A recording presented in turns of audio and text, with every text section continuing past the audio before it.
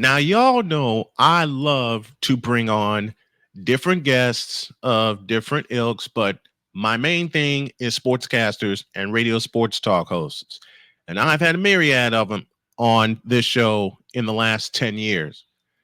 But this fellow that I'm going to bring to you, like Jay Spivey, has a piece of my heart in Carolina. Do me a favor. Please help me welcome the host of The Drive with Josh Graham, the master of ceremonies himself, Mr. Josh Graham. And he joins me right now. What's going on, sir? Master of ceremonies. Do I need to find what is the itinerary? Who am I introducing? Who do I need to bring up next? What babies do I need to kiss? I don't know. I knew you'd take that and run with it. I love it. Josh Graham. Josh Graham joins us. We're going to do this as a get to know you kind of thing, a little mic to mic, a feature I love doing here on the show. And we're going to start with, where are you originally from?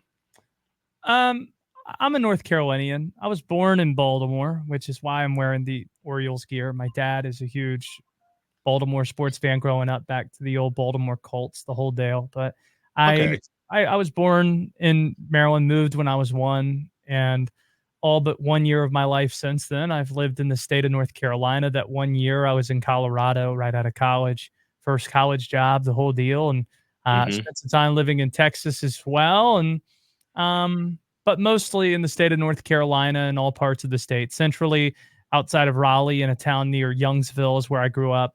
Really, it's the city of Wake Forest, but that confuses people since Wake Forest University is in Winston-Salem, where I live now. And I went to college in the eastern part of the state, close to the beach, where East Carolina University is at. They're the Pirates, of course. And so North Carolina is my home. Ah, you're a pirate. East Carolina Pirates. Yes, sir. What drew you to attend college at East Carolina? What was the draw there? I knew I was going to do media when I was in high school in the mid 2000s. It's a weird time with the internet where people were still figuring things out. And I had a teacher at this charter school that I was at who was messing around with streaming and was a sports fan. And she presented to some of her older classes, juniors and seniors, hey, who would be interested in calling basketball games? And all of them were like, I don't think anybody in this room could do better than the guy who's a rising sophomore who is this encyclopedic knowledge for sports named Josh Graham. And she was the wife of the principal. So I remember getting called down to the principal's office thinking I was in trouble. And they're like, no, well, everybody in this class said that we should talk to you. And I created a broadcast program at this high school in Wake Forest, North Carolina, and called the games my junior and senior year. So when I arrived at ECU with a tape of things that I had already done, they had never seen anything like that from a freshman at that point. So I got on the radio immediately, and then I started writing. John Forsland, who's now the voice of the Seattle Kraken and does national hockey, who is the longtime voice of the Hurricanes, gave me great advice in saying, regardless if you want to pursue broadcasts, make sure you learn how to write.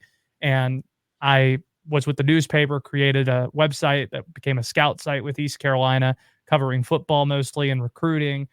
Worked for the yearbook there, the local TV station there, interned at a radio station. So at one point I was working 6 jobs simultaneously while going to school, and they were all media related.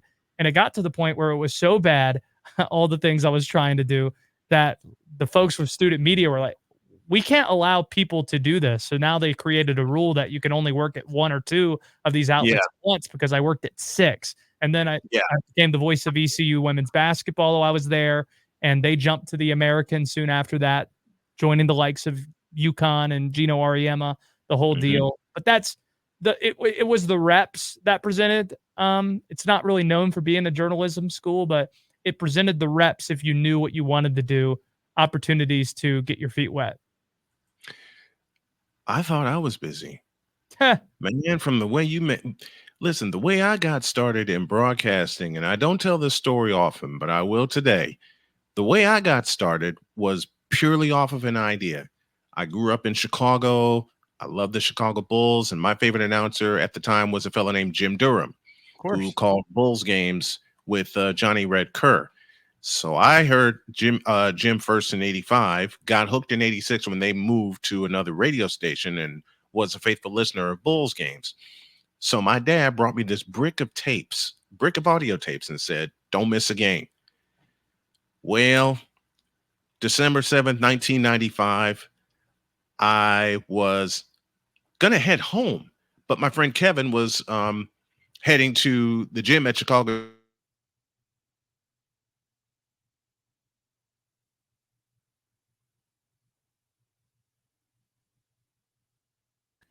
I said, "Can you attach a microphone to that camera?" He said, "Yes.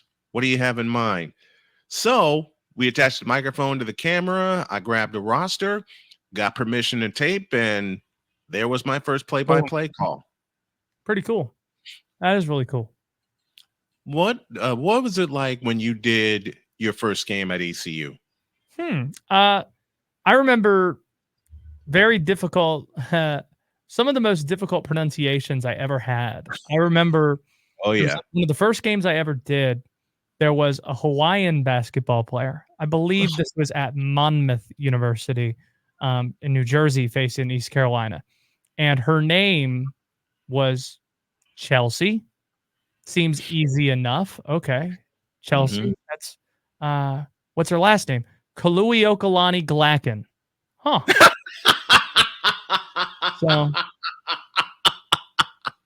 and since I assumed this a family show, I asked what her nickname was, and it was something I certainly couldn't say on air. So, of course, the person whose last name is Kaluiokalani Glacken has a nickname that I can't say on the air. Of course, that's Understood.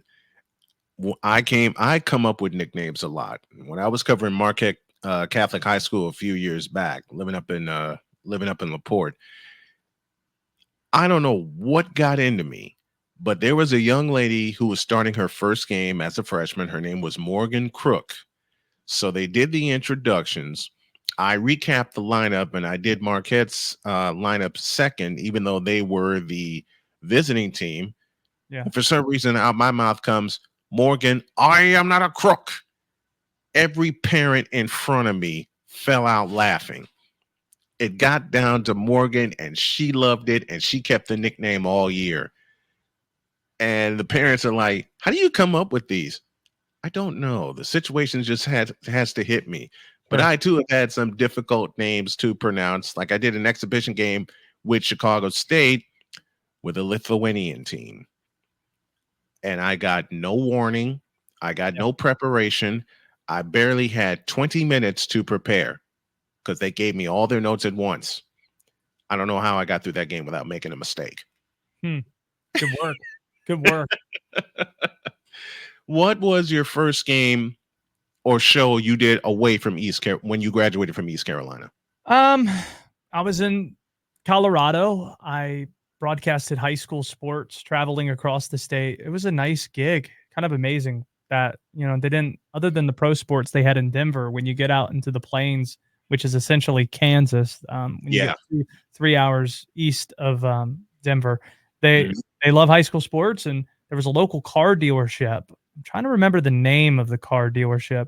That it was a Ford dealership that would give me a different car for every trip I went on. And it wasn't just for football and basketball. This was for, softball and volleyball. And wrestling, wow. And all, like, I'd go across the state doing tournaments with the sponsors that they had, the people that loved this and supported it.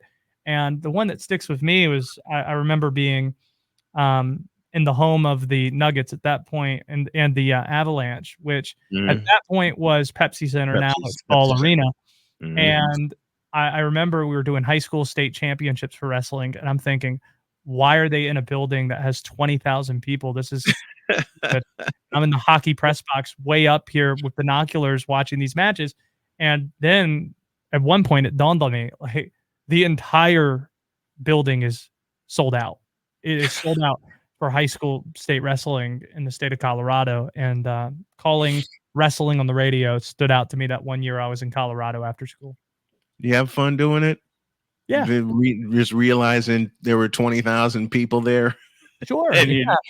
And you were shocked I bet you were shocked to the gills when you wondered aloud, why am I in Ball Arena? And then you look down and there's 20,000 people in there for high school wrestling state championships. Yeah, it's certainly added to it for sure. What's your favorite sport to call and your favorite sport to watch? I don't call many sports anymore now that I've been doing a talk show in North Carolina for the last 8 years and the last 6 in the Triad area of North Carolina, western part of the state between Raleigh and Charlotte. The last 6 years we've been doing that.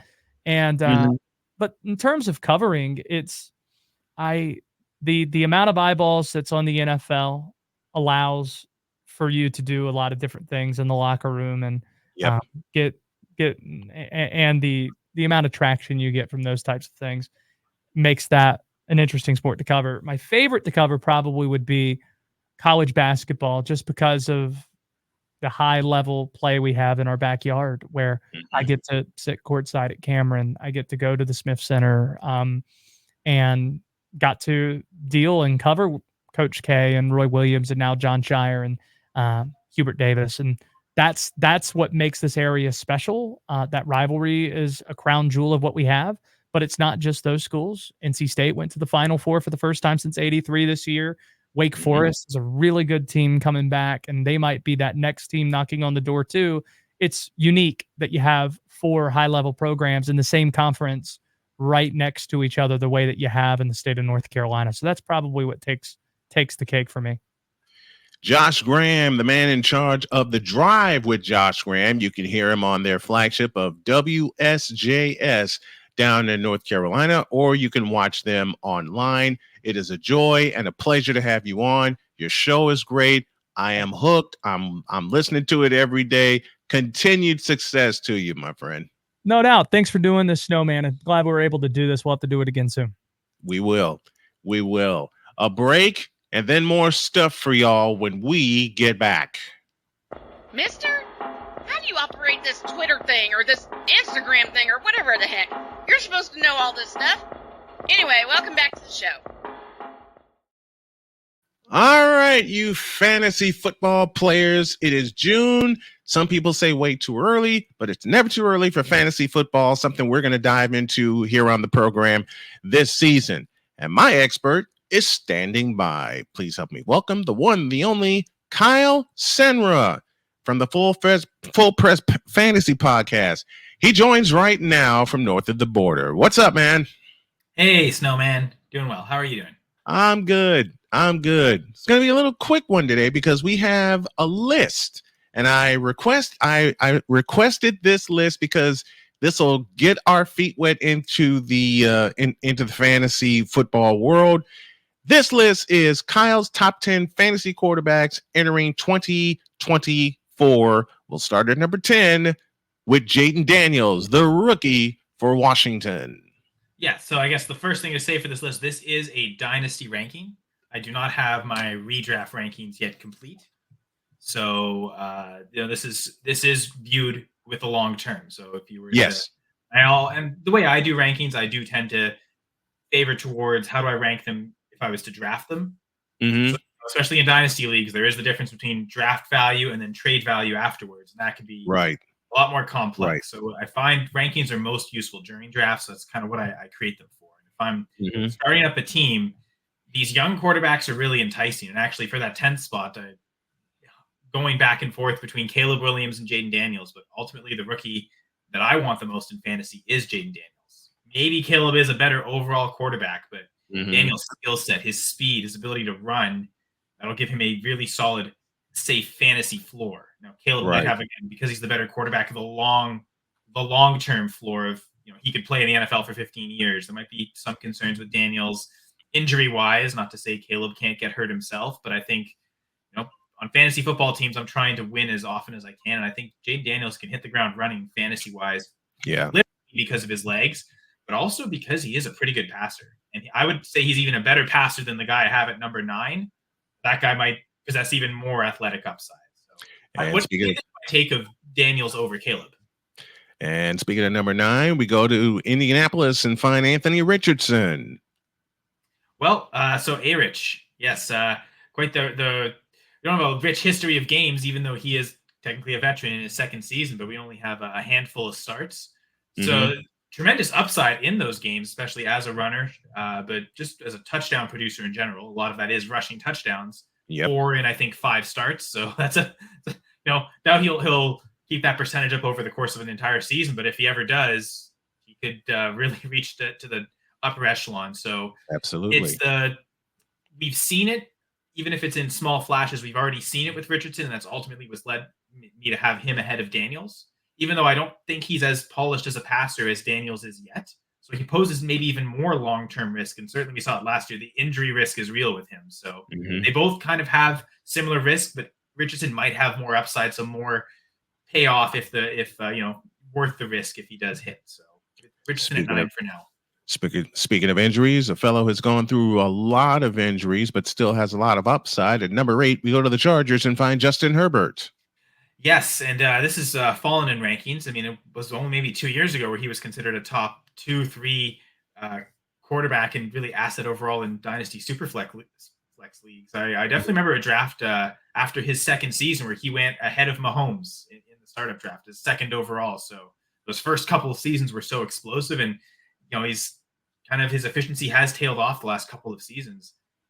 And I think he's fallen even further in rankings for me because of losing both his top targets, Keenan Allen and Mike Williams gone. Still has Josh Palmer, who the last couple seasons he's shown a connection with, especially when those other guys have been injured. So it seems like that's, Josh Palmer could pass as the wide receiver 1 on this team if like that. And that's at the low end. Maybe one of the young guys emerges, Quentin Johnston or Ladd McConkey.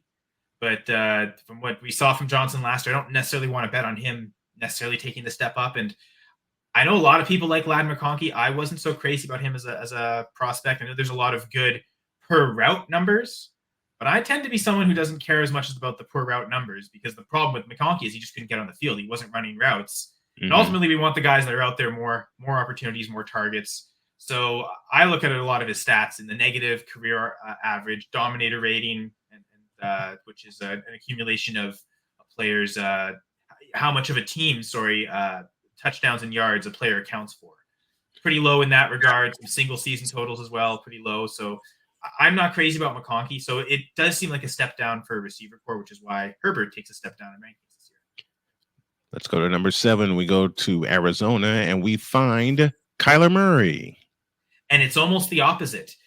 If the Chargers had drafted Malik Neighbors, I probably still have Herbert ahead of Murray, but he is one of the quarterbacks that the aforementioned Herbert has fallen behind. And ultimately, because the Cardinals did make that early investment in the first round on what appears to be a generational receiver, Marvin Harrison Jr. So yes, be the top target for Kyler Murray. But honestly, even at the end of his rookie season, but certainly a lot of the games last year, the tight end Trey McBride also emerged as could be a top target. Sneaky good acquisition after the Jags released Zay Jones. That's a good field stretcher, has had some pretty good seasons, both really in Buffalo, Oakland, and Jacksonville. Maybe not every single season consistent. He's had some, he's flashed over the course of several games and could be a key component for Kyler. We talk about rushing upside. Kyler has that. And I think now 2 years removed from the ACL tear, I think we'll start to see more of an old Kyler. He's a little older, obviously, but what we saw his first couple seasons, the old version of Kyler, as opposed to the last couple years, especially last year. He still put up solid fantasy floors, but it's just the rushing touchdowns weren't there for those ceiling performances. I expect we'll see more of that this year from Kyler. At 6, we go to the AFC North and we find Joe Burrow from the Cincinnati Bengals. So one thing about my rankings, first off, they can be found on fullpresscoverage.com. And one of the things you'll also see there is the consensus rankings. I'm part of the Fantasy Pros Accuracy competition, so my rankings get done through them. So you can see everyone who ranks on Fantasy Pros. It's the ECR, the expert consensus ranking. So yes, you're not the only one calling me an expert today, so it feels nice. But I guess we're all in agreement at this point, because the guys I have in my top 6 dynasty rankings are all the same in the ECR. Maybe not the exact same order, but there's kind of like a line drawn after Joe Burrow, and then it goes down. The expert consensus number 7 actually is Anthony Richardson. So I'm a little higher on Kyler than consensus, but certainly Joe Burrow, it seems like it's the perfect match. I have him at 6. The ECR has him at 6. It seems like he's that last delineation line where he has true upside, just pure passing wise. But I think the reason we all have him 6 is because, or the majority of us, or because the average, he ends up at 6. It's because he doesn't produce as much on the ground as certainly most of the guys ahead of him. So he's kind of in a range where I'd rather invest in Burrow's arm than Kyler's legs or any of the rookies. And then, you look at Burrow's age relative to like a Dak Prescott, who I have, I think, at QB 12, just after those rookies. It's funny, a nice dichotomy there. The youngest guy in Caleb followed immediately by the oldest guy in Dak, or at least the oldest for this top tier. So Burrows kind of seems like he's a perfect fit at 6, where he is more upside than everyone below him, but not as much as everyone ahead of him. So I like him at number 6. He's lost Tyler Boyd, so that might hurt. So I think it mostly, getting Jermaine Burton might help. I don't know if it's going to be quite a net neutral, but not enough of a loss to drop him though. At 5, we find 2-time MVP Lamar Jackson as we stay in the AFC North. And I mean, potential 2-time fantasy MVP, because both of those years, I believe that he won the MVP. He was the highest scoring player overall in fantasy. Actually, maybe not. I think he was 3rd last year. I'll have to look up those numbers, but he has shown through several seasons to have that certainly safe floor just because of the sheer yards he gets. And that's typically what we see from rushing quarterbacks. I tend to divide them into 2 categories. Who are the safe floor rushers for like safe floor in terms of fantasy production, who give you the ceiling. And a lot of it is the yards are what give you the floor, but the touchdowns, getting those rushing touchdowns in addition to anything passing, that's what gives you those true ceiling weeks. That's the 35, 40-point weeks where he significantly helps you win a week. And Lamar actually over the years has shown less of the safe floor and more of the boom bust weeks. And because he used to be really, really safe floor, but not a high ceiling, like especially his rookie year. But then that second year, I think as soon as he got Marquise Brown, that really changed because the touchdown upside came there more through passing than rushing though. He's never had double-digit rushing, unlike a guy like Kyler we've talked about before. I believe his career high in rushing touchdowns is 6 or 7. He doesn't run a lot near the red zone. But what makes him good is that he's a good red zone passer. And then so he gets his ceiling more through passing touchdowns. But generally in fantasy leagues, those are 4 points for the passing touchdowns and 6 for the rushing. So while I do like Lamar's ceiling, I might like ceiling from some of the other guys better because it is more tied to rushing touchdown production. At 4, as we enter our top 5, we go to Houston and we find C.J. Stroud. This feels like the value, I'm falling into the crowd, and the hype of the upside of what C.J. Stroud could be. To be honest, it might be similar to what we saw with Herbert, as I mentioned a couple years ago. Now, I'm not advocating to take Stroud ahead of the top 3. I think he maxes out at QB4, but there's certainly an argument to be made that Lamar or even Joe Burrow should go ahead of him. But what we saw from Stroud last year, a very accurate deep passer who seems to be aggressive in taking shots when they present themselves, got a really solid wide receiver core that honestly might have got better. There was a lot of times last year where Robert Woods was out there playing as the 3rd wide receiver. Yeah. Noah Brown flashed for some games, but getting Stephon Diggs added to Nico Collins and to Tank Dell. We talk about like Kyler, maybe his stock improving because of Marvin Harrison Jr.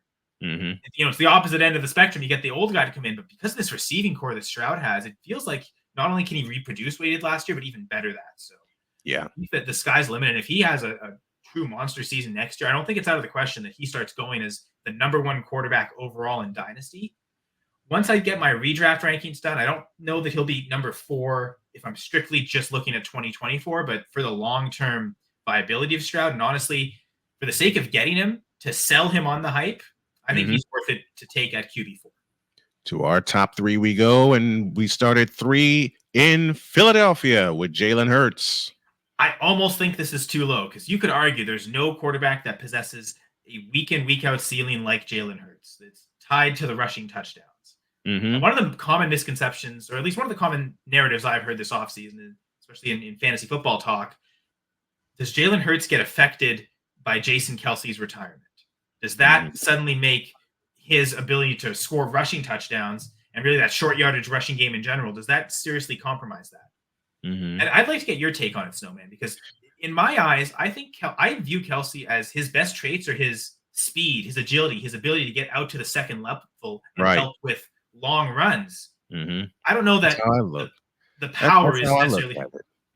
The other thing that's going to determine Jalen Hurts' value is how he does in terms of having a bounce back year.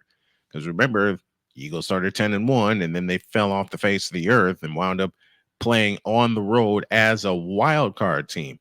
And you didn't hear much from the candidacy of MVP for Jalen Hurts. And when San Francisco welcomed them and they got bludgeoned, everything fell apart. And I know a couple of Eagles experts that tell me it was well before the San Francisco game, and I tend to believe them. I think it was well before the San Francisco game. If you look at the coaching staff of Philadelphia, they are still not fully put together. Now, they've added some weapons, yes, but are those weapons going to be maximized? That's the question I have with the weapons surrounding Jalen Hurts. Speaking of weapons, you got this guy at number 2, reigning Super Bowl champion Patrick Mahomes from the Chiefs. What a weapon they've added for him. I really like the rookie Xavier Worthy. I almost said Chandler Worthy. Clearly, I watch enough CFL. Unfortunately, his team beat my team last week, but that's okay. Good for you, Chandler Worthy. But Xavier Worthy going to a winning team, I think the one thing the Chiefs have done this offseason, they've gotten speed outside guys that can run deep routes and also catch the ball. They're not relying on Marquez Valdes-Scantling being that deep threat anymore. In fact, he's gone. Talk about that. We'll talk about that in a minute. But the additions of Marquise Brown and Xavier Worthy, I think, can help Mahomes get back after. I mean, fantasy wise, it's funny because fantasy wise, Hurts was the QB2 last year. From fantasy manager standpoint, there's no need for a bounce back. It's just, can you repeat what you did last year, which was like 14 or 15 rushing touchdowns? I would say 10 is maybe likely. You can probably get to double digit. 14, 15, not quite. So then you have to hope with Hurts, okay, the passing touchdowns go up, and they haven't quite added to that in that regard. I mean, Barkley actually probably is a pretty good addition receiving wise, but are they going to use him in that regard because they don't throw to the running back? But exactly, and the additions the Chiefs have made, it's been enough. Before the offseason started, I would have had Mahomes below Jalen Hurts as QB3, but not only getting Marquise Brown, but Xavier Worthy. Marquise Brown, I expect he's going to have a great season this year. I would suspect more targets than Worthy and Rashee Rice, and he probably will be pretty close to Kelsey, a lot closer than I think a lot of people might say. So my early tidbit is Marquise Brown could be a real good value in drafts this year, because from what I've seen in people best ball drafts and stuff like that, it seems like he's going in the same range as Rice and Worthy. Dynasty, I get it that he almost should be behind them because of the age, but in redraft, I think Marquise Brown would be a really good value. I think there's a chance he leads the team in targets. It's an outside chance, but if it's not Kelsey, I think it's him. Well, we now have reached the top of the pile and the top of the mountain, and we go to Rich Stadium in Orchard Park to find Josh Allen at the top of Kyle's list. So we've upped a lot of quarterbacks who've added weapons and kind of dropped guys who have lost weapons. Might make it odd to see Josh Allen number 1, losing Stephon Diggs. But honestly, one of the things that happened last year is Stephon Diggs really started to drop off.